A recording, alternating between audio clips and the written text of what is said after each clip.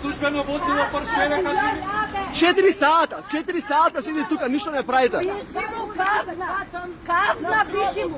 Кој е Порше службено возило? 4 сата. Казна пиши му. Полицијата на една страна, Поршето на друга страна, пајак службата наблюдувач. Оваа реакција на граѓаните доаѓа од како и самите тие изреволтирани од начинот на тоа за кого се важи законот, а за кого не. Имате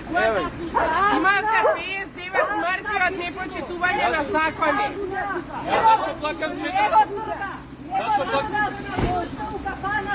Зашо плакам 400 денара е за парк? Која е таа службена должност? Казна. Која е таа службена должност? Кој е 4 сати у кафана? 5 сата. Умираат деца, бе, боли брат, зашо сакате? Аз треба тука точак да возам, бе. Не да бидам без бе. Од Министерството за внатрешни работи информираа дека настанот се случил на 22 март и дека се преземени мерки. Возилото е подигнато од страна на ПОЦ, а од страна на секторот за внатрешни работи Скопје издаден е платен налог.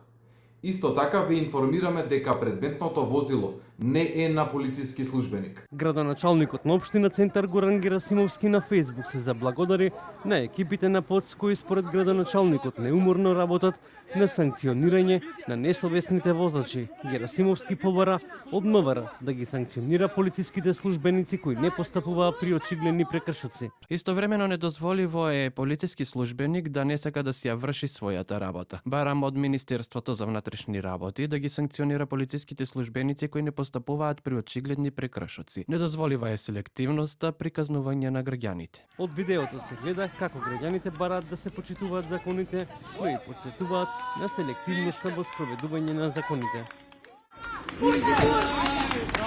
Ајде. Не, остај го. Не ти викајте, не викајте.